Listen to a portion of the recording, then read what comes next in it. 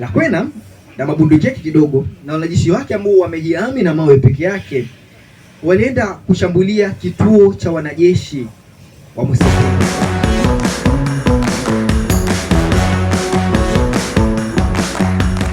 Na mabibi na mabwana, karibuni sana ndani ya WE TV, ikiwa basi ni sauti na kioo kwa jamii. Hapa tupo ndani ya HL Podcast na leo hii tunapiga story ndani ya nchi ya Uganda.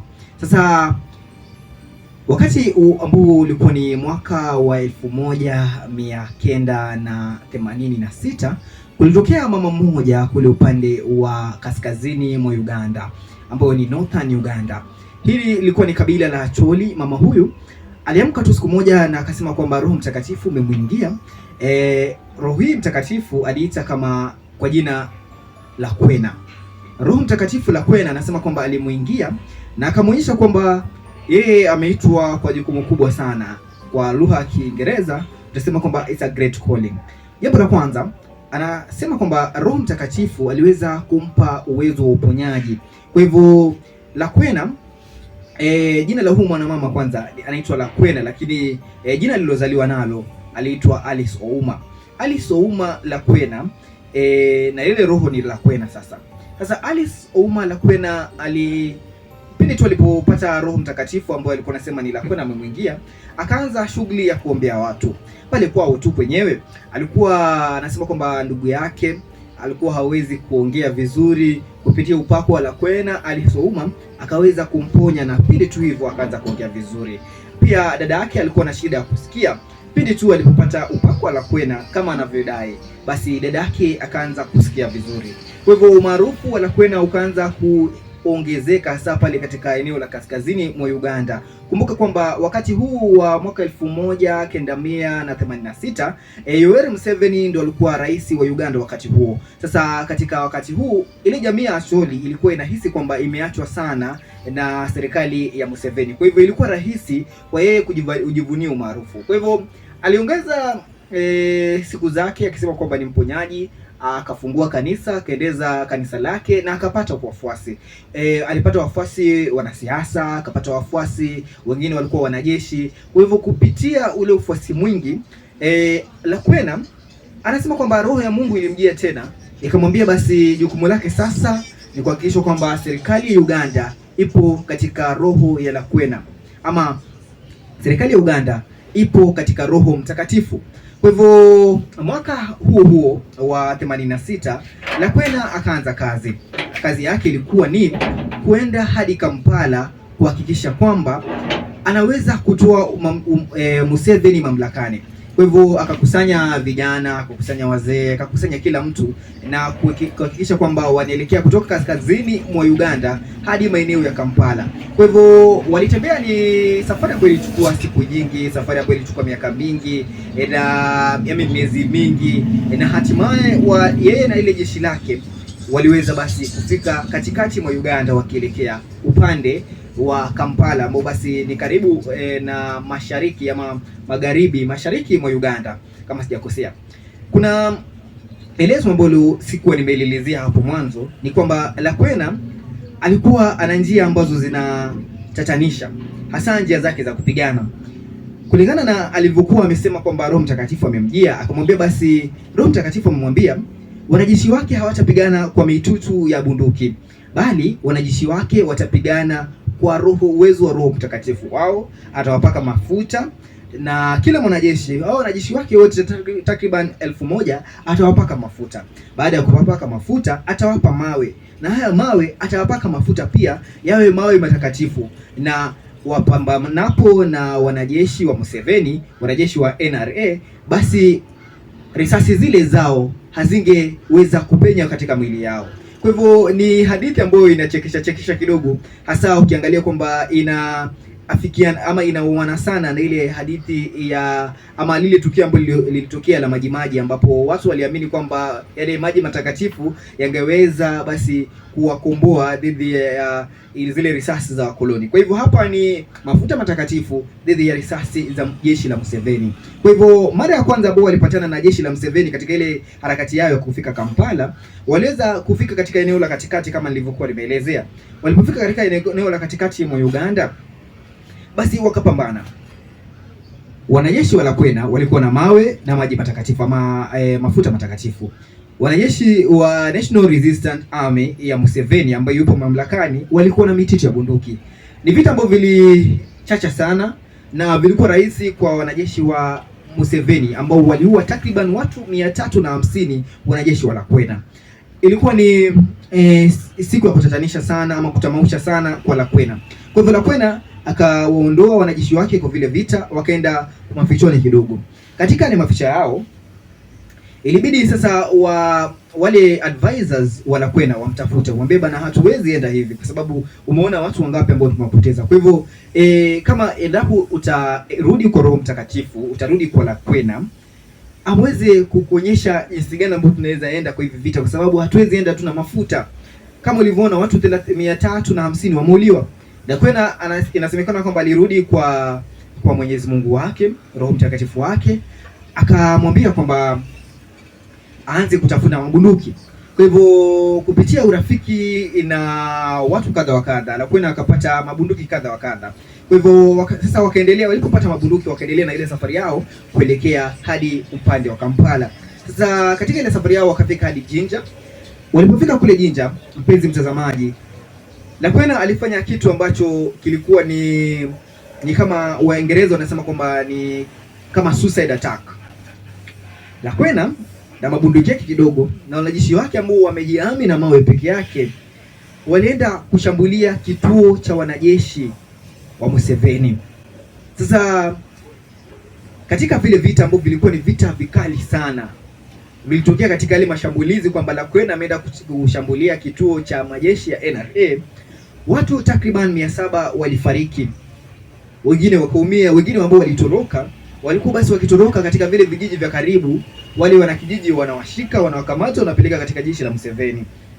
Lakwena upande wake aliweza kutoroka katika vita hivi.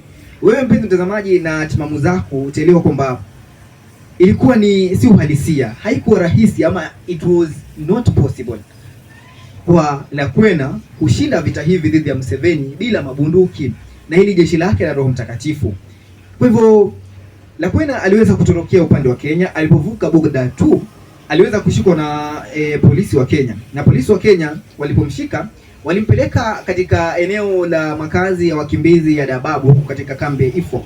Sasa hii ni mwaka wa 1987, 1987 ndio vita hivyo vilitokea Jinja, na Lakwena akashindwa na akakimbilia upande wa Kenya. Sasa aliposhindwa sasa Lakwena, roho ya Lakwena inasemekana kwamba ilimwendea babake, na babake naye baada ya muda mrefu akaendeleza lile kanisa la Lakwena na akaweza kuipa ile roho kwa binamu yake Lakwena ambaye aliweza kuanza ile jeshi la Lord's Resistance Army ambayo ilisumbua, ni jeshi ambalo lilisumbua serikali ya Uganda kwa miaka mingi, na hadi sasa bado jeshi hilo linasemekana kwamba halijaweza kuzimwa kikamilifu. Turudi kwa Lakwena sasa akiwa upande wa Kenya. Mwaka ni 1999 ambao ni 1999. Huu ndio wakati wa kwanza ambapo janga la ukimwi liliingia katika eneo la Afrika Mashariki.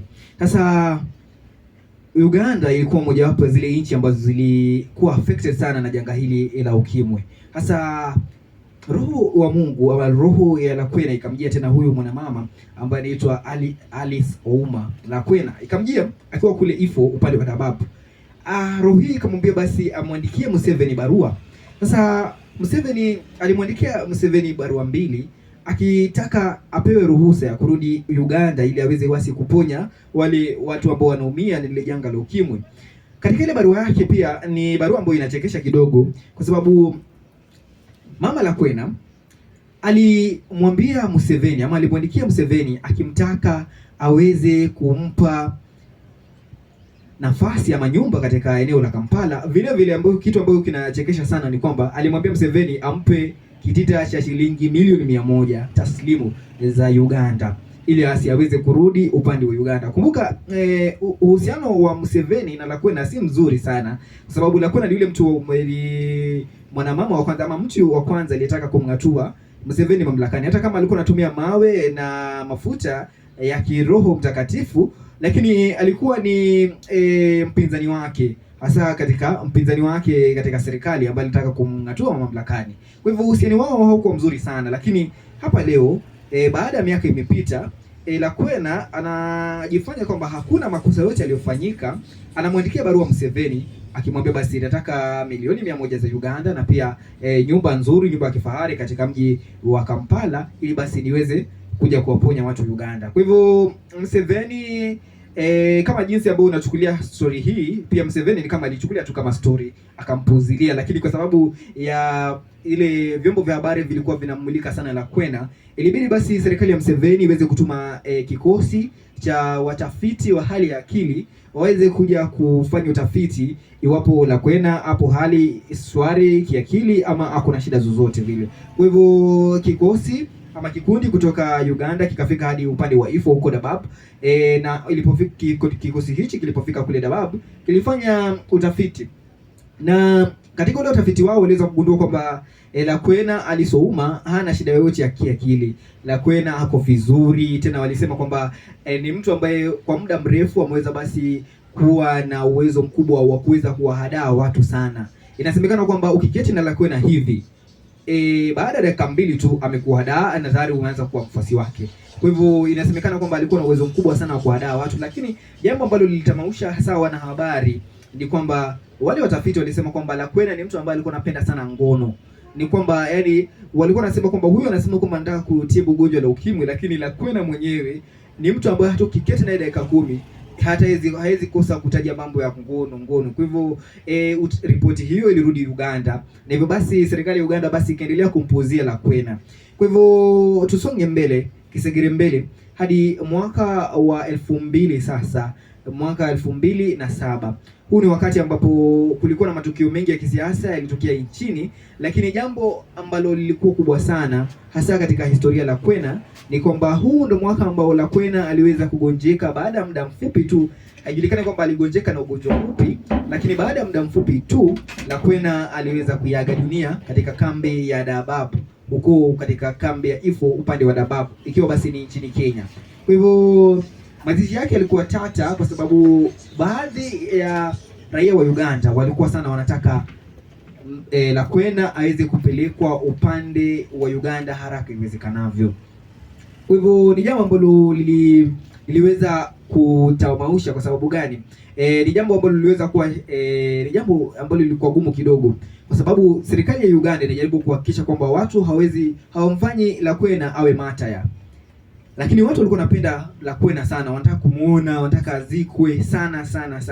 Kwa hivyo kipindi cha wiki 2 kilitokea mpaka mwili wa Lakwena ulipotoka Kenya kuelekea Uganda.